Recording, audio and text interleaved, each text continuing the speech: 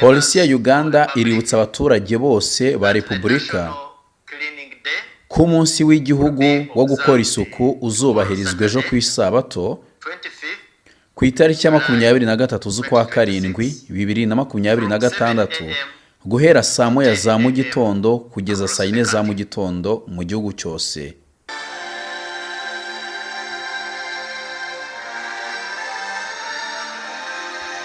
Cyakiriye benshi mu bacu kibaha amazi yo kunywa batayafite. Abagenzi benshi bagihungiyemo ngo kibe kibahaye byibura karuhuko kuko babonaga ko byibura muri cyo umudendezo w'umutima nama wabo wakubahirizwa. Benshi mu bagenzi bagihungiyemo bagisanzemwe amasuka nubwo bari bararezwe mu buzima bwo kudahinga, batangiye guhinga amasambu ya Uganda ngo babeho. Uganda yagiye ihungirwamo na benshi haba mu byobokamana cyangwa ubuzima busanzwe. Nyamara nubwo bimeze bityo, iki gihugu cya Uganda kuri ubu kiri kuvugwa hirya no hino ku isi by'umwihariko mu makuru y'itorero ry'Abadiventiste kubw'itangazo rikomeye ubuyobozi bw'iki gihugu buheruka gushyira hanze ry'uko ku isabato isoza ukwezi nta mugande cyangwa umunyamahanga ugisuhukiyemo n'umwe ugomba kugira ikindi akora kuri uwo munsi kuva saa moya za mu gitondo kugeza saa 4 za mu gitondo uretse kuba ari gusukura Uganda kugira ngo igihugu cya Uganda gise neza. Ntabwo gukora isuku ari bibi cyane ko ubuyobozi bw'iki gihugu buvuga ko ikigamijwe ari ukugira ngo abaturage b'iki gihugu bagire ubuzima bwiza bitewe no gukoresha amaboko yabo. Itorero ry'Abadiventiste n'ubundi risanzwe ryizera ko umudiventiste mwiza agomba gukora kugira ngo abeho. Rero gukora si ikibazo, ahubwo ikibazo ni ugukora ku munsi utari uwo gukora. Igihugu cya Uganda kuri ubu kiratangaza ko buri sabato isoza ukwezi ibikorwa byose bya Uganda harimo no gusenga bigomba guhagarara kuva saa moya za mu gitondo kugeza saa 4 za mu gitondo. Nyamara nubwo bimeze bityo, Abadiventiste b'umunsi wa karindwi bizera ko kuva ku wa gatandatu benshi bita ku wa gatanu izuba rirenze nta mudiventiste ugomba kugira icyo akora kugeza izuba rirenze ku isabato. Kubw'ibyo hirya no hino ku isi mu Badiventiste baribaza bati niba leta iri gutanga iryo tegeko Abadiventiste ba Uganda barabigenza bate? Iki ni cyo gihe ngo Abadiventiste ba Uganda bahagararira Imana babwira ubuyobozi bw'iki gihugu ibyo kwizera kwabo. Benshi bakomeje kuvuga bati niba ubuyobozi bw'iki gihugu ntacyo buhinduye kuri uwo mwanzuro, Abadiventiste benshi bashobora kugongana n'ubuyobozi bw'iki gihugu kuko amategeko y'Imana nyine yagonganye n'amategeko y'abantu. Mwayikaze muri iki kiganiro tugiye kurambura gato iby'iki kiganiro maze turebere hamwe amakuru y'ukwizera kwacu ari kuvugwa muri Uganda by'umwihariko kubirebana n'umudendezo w'umutima nama w'Abadiventiste. Ntujye kure y'iki kiganiro nk'uko bisanzwe uri kumwe na Jacques Lameke kandi twongeye kuguha ikaze. Nk'uko twatangiye tubivuga kandi nk'uko wenda wabyumvise hirya no hino, nta gihe kinini gishize ubuyobozi bw'iki gihugu cya Uganda butangaje ko ku isabato isoza ukwezi muri Uganda buri muturage wese agomba kuba ari gukora ibikorwa by'isuku y'igihugu kuva saa moya za mu gitondo kugeza saa 4 za mu gitondo. Iri tangazo rimaze kugera hanze ryibajijweho cyane n'abantu benshi kuko muri iryo tangazo bavugaga ko nta muntu ugomba gusigara atari gusukura iki gihugu cya Uganda. Ayo makuru akimara kugera hanze ariko nyuma gato hahise hasohoka itangazo ry'ubuyobozi bw'itorero ry'Abadiventiste muri Uganda risinyweho n'umuyobozi w'itorero ku rwego rw'igihugu. Ryasabaga Abadiventiste ba Uganda gutuza ahubwo bagasenga kugira ngo Imana igire ikibakorera. Ryavugaga kandi ko ubuyobozi bw'itorero uburi gukora iyo bwabaga kugira ngo ubusobanurire leta ibyo kwizera kwabo, bityo ngo niba bishoboka leta ibemerere bajye bakora iyo suku ku wa mbere w'isabato abandi baraye bayikoze, cyangwa ngo bajye bayikora ku wa gatandatu w'isabato abandi bita ku wa gatanu. Isabato izaba nk'ejo. Leta yaje kumva ubusabe bw'Abadiventiste ho gato maze bemerera ko bo batajya bakora iyo suku ku isabato, ariko ibategeka ikindi kintu gikomeye cyane. Ibabwira ko batemerewe kuva mu ngo zabo kuri iyo sabato ngo bagiye gusenga. Irababwira iti kuva saa moya za mu gitondo kugeza saa yine mugomba kuzajya muba muri mu ngo zanyu,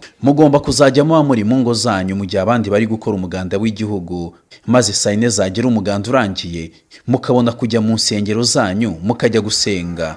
Ubuyobozi bw'igihugu buvuga ko buramutse bwemereye abadivantisite kujya gusenga kandi abandi bari mu muganda, ngo hari n'abandi bajya babeshya ko bagiye gusenga nyamara bagiye muri gahunda zabo zidafite aho zihuriye n'isuku y'igihugu. Ku bw'ibyo rero benshi baribaza bati mbese nibiramuka bikomeje gutyo, gusenga biraba bihagazeho gato kuri iyo sabato, gusenga biraba bihagaze ko gahunda y'itorero ry'abadivantisite ku isi igomba guhera saa 2 gukomeza. Baribaza bati kuri iyo sabato bizajya bigenda gute?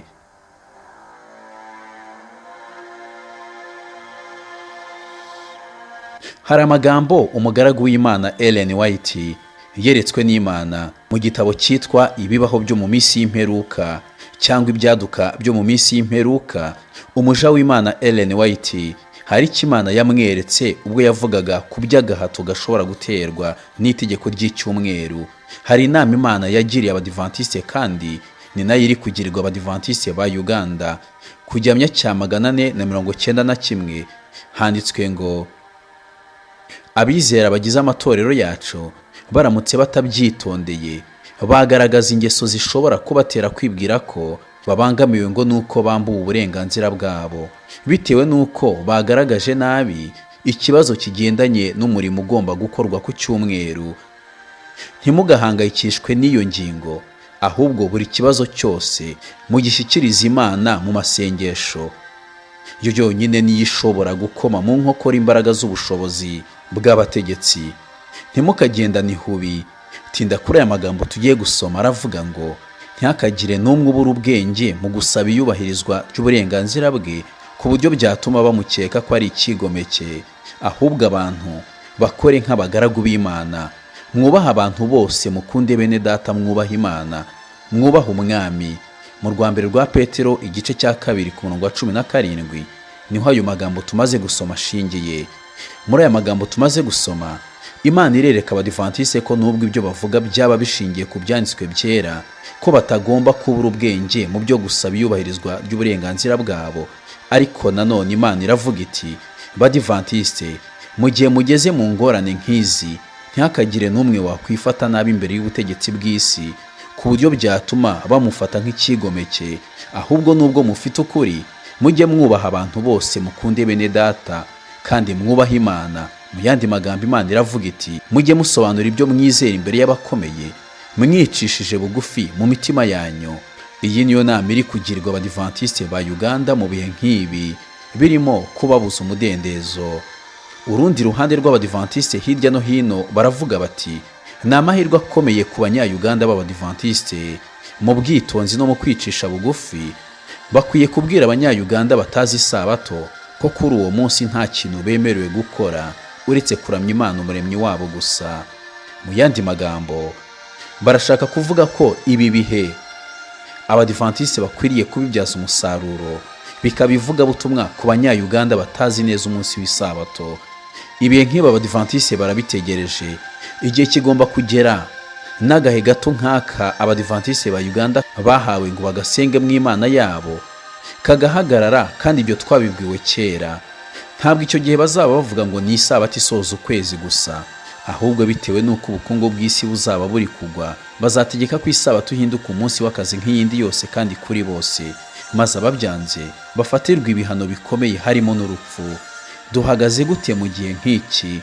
Abadivantisite tuzakomeza guhagarara mu byanditswe dukomeza kuba ubwoko bw'igitabo. Ubuyobozi bwa Uganda burasaba abashoferi, abacuruzi n'abandi muri rusange guhagarika gahunda zose ku isabato isoza ukwezi guhera saa 1 za mu gitondo kugeza saa 4 za mu gitondo. N'abadivantisite bategetswe kutava mu ngo zabo ngo bagiye gusenga ayo masaha atararangira. Dusengera abadivantisite ba Uganda kugira ngo ubwo ubuyobozi bw'itorero ubukomeje gusaba ngo hongere kugaruka umudendezo wabo mu byo gusenga Imana mu masaha asanzwe, ngo Imana yiheshe icyubahiro muri iki gihugu. Ariko kandi niba bidashoboka ko muri ayo masaha bakomeza guteranira mu nsengero nk'ibisanzwe, muri Matayo 6:6 Yesu umwami wacu yaratubwiye ngo wehoho nusenga ujye winjira mu nzu banza ukinga urugi uhereko usenge so mwihereranye, nuko so ureba ibyiherereye azakugororera. Mwagize neza kubana natwe muri iki kiganiro kigufi. Mwabanye na Jacques Lameke muri aya makuru ya Uganda.